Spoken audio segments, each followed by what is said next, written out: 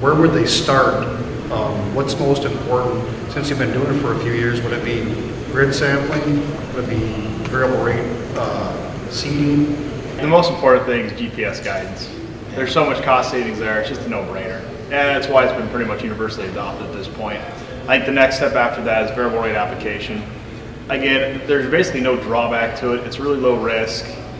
The only thing holding people back is just the cost of the technology. And at this point, it's pretty much integrated to everybody's GPS steer system as it is anyway. The 4R Nutrient Stewardship Report. Information about how the right source, right rate, right time, and right place interact with issues facing everyone. This year's InfoAg Conference in Springfield, Illinois logged a record attendance, and 4R advocates Ellen Spray and Rick and Jesse Brunner were featured in educational sessions during the conference. They fielded questions about 4R nutrient stewardship from farmers and dealers in attendance. We understand the 4Rs, but how does precision ag fit into that? Or, yeah, we're big into precision ag. We're hearing about 4Rs. How do we bring that into what we're doing in precision ag? The 4Rs were on the minds and lips of many during this 3-day meeting. We interviewed some of this year's InfoAg attendees. Growers are moving from kind of a passive role in precision ag, where their input supplier just makes a grid map and they just, he just puts the fertilizer on, and all the grower did was just sign the check and pay for that done, to a more active role where he's more heavily involved in the process, where he's helping choose the nitrogen rate, where he's helping choose the seed rate, which is obviously not a fertilizer related deal, but yet it's involved in the process. So we see the grower moving from a passive role to an active role, and soil mapping is a big part of that, because he has to make some management decisions now.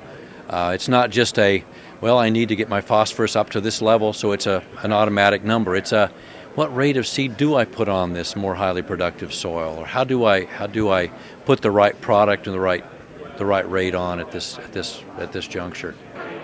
We've got a half a century of research that is primarily small plot based, field based, on how to be good stewards of crop nutrients. But so often we've not been able to connect that kind of data at a scale that society is most interested in. And in many respects, that's what the 4R Research Fund is designed to do, is to connect our historical database with the issues that society says they want agriculture to address, whether it be surface water quality related to phosphorus levels, groundwater quality and nitrate loss due to leaching, impacts on air quality from either ammonia losses or N2O losses and climate change effects, or whatever the case might be. And so that's what we're hoping we can do with this for our fund is to really address the impacts of right source, rate, time, and place in high-yielding, well-managed cropping systems on environmental, economic, and social impacts. And there's a lot of interest on this topic, particularly in Brazil, in Argentina, where there's a strong push to improve the efficiency of the operations for different reasons, and get the best outcome per unit of nutrient applied. So in Argentina, the most common method of placement of fertilizer is being banded at planting, and the same thing happens with phosphate in Brazil. There are some trends there.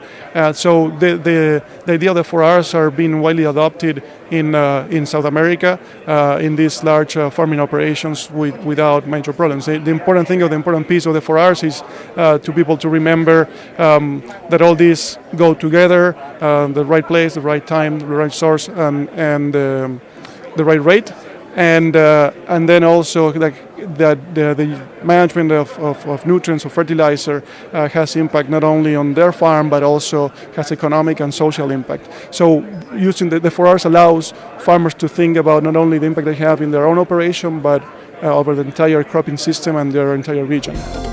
For more information, visit nutrientstewardship.com.